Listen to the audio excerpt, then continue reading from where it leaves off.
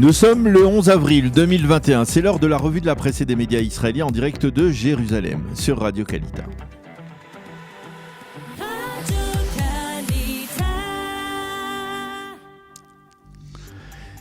Et dans cette première revue de la presse de la semaine, un mot ressort sur l'ensemble des manchettes des quotidiens israéliens. Ce mot, c'est lachatz, en hébreu pression. Pression politique, que ce soit de la part de Naftali Bennett en direction de Binyamin Netanyahou ou pression des alliés orthodoxes du Premier ministre sur Gideon Sa'ar d'une part, sur Bezalel Smotrich de l'autre. Le Yediot Aharonot titre en effet sur la mise en garde de Naftali Bennett qui, lors de sa rencontre vendredi avec Binyamin Netanyahou, n'a pas fait la moindre promesse de rejoindre la coalition dirigée par le Premier ministre. Réglez d'abord votre problème avec Smotrich, a lancé le président d'Yamina à Binyamin Netanyahou, et Bennett de faire pression, lui, sur Netanyahou en annonçant que quoi qu'il advienne, il n'y aura pas de 5e élection. En manchette du Israël Hayom, par contre, les pressions s'exercent apparemment sur Bennett cette fois et parallèlement sur Smotrich du sionisme religieux. Au Likoud, on affirme en effet que la balle est dans leur camp et le quotidien gratuit précise qu'Aryeh Deri fait actuellement pression sur Gideon Sa'ar afin qu'il accepte de rejoindre un gouvernement de droite, tandis que Litzman lui fait pression pour que Bezalel Smotrich accepte de siéger dans une même coalition avec la liste islamiste de Ra'am. Et là encore, Naftali Bennett affirme en aparté que si Smotrich lève son veto sur Ra'am, alors lui pourrait rejoindre plus facilement un gouvernement dirigé par Netanyahou.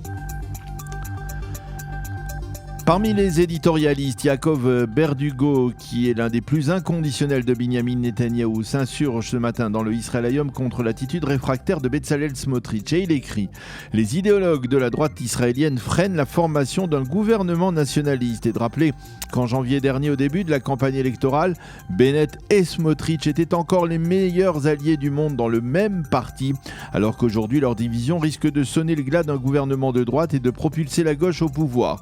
À force d'être fidèle à vos sacro-saints principes, vous allez de vous-même provoquer la signature à Washington d'un accord avec les Palestiniens, entre les Palestiniens et Yair Lapid, écrit ce matin Yaakov Berdugo, donc dans le Israël Hayom. Et puis dans ce contexte d'incertitude politique, un développement plutôt étonnant, mentionné en évidence dans tous les quotidiens et les sites d'information. Le seul député juif de la liste arabe, Ofer Kassif, a été, selon lui, agressé vendredi par des forces de police lors d'une manifestation organisée dans le quartier de Cher Jarrah, dans la partie est de Jérusalem. Ses lunettes ont été brisées, ses habits déchirés. Au sein de la police, on affirme que c'est le député qui s'en est pris d'abord à un policier et l'a agressé sans s'identifier. Mais apparemment les vidéos prouvent le contraire et donneraient raison au député qui prétend avoir été agressé par les policiers sans raison.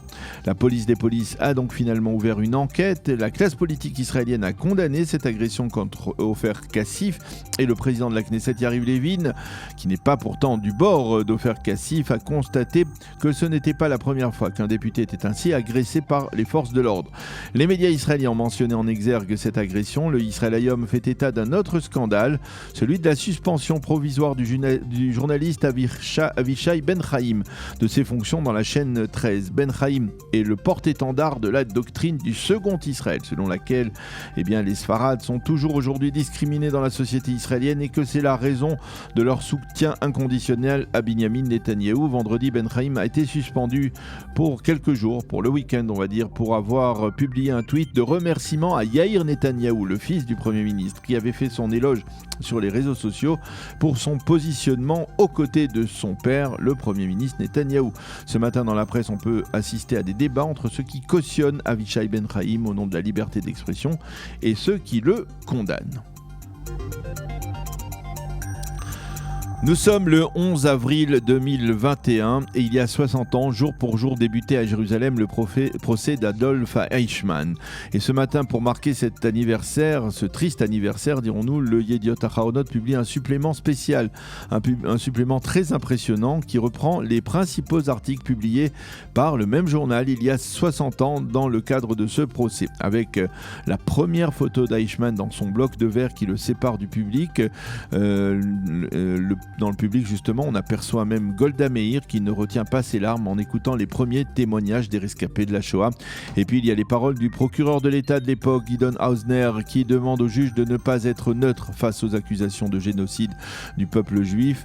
Ce supplément dans lequel figurent aussi les photos des 6 témoins parmi ceux qui seront appelés à la barre lors de ce procès, des témoins qui se sont retrouvés face à face avec Eichmann durant la Shoah. Lorsque l'on sait l'impact de ce procès sur la société israélienne, comment ce procès a bouleversé les Sabras israéliens, leur faisant prendre conscience pour la première fois des souffrances endurées par les Juifs durant la Shoah, eh bien on ne peut pas cacher une véritable émotion en consultant ce supplément d'époque du Yediot Ahronoth, dont un extrait figure ce matin en première page du quotidien israélien.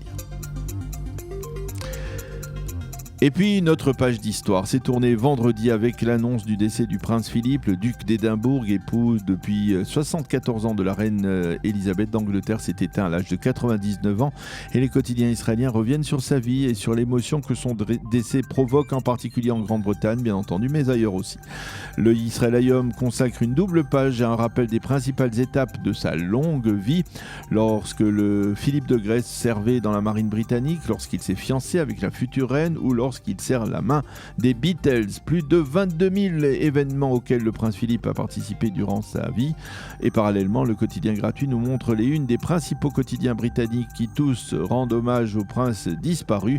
Pour Ron Proshaw, l'un des plus célèbres diplomates israéliens qui fut ambassadeur d'Israël en Grande-Bretagne, la disparition du duc d'Édimbourg marque la fin d'une époque pour la famille royale, ou le début de la fin d'une époque.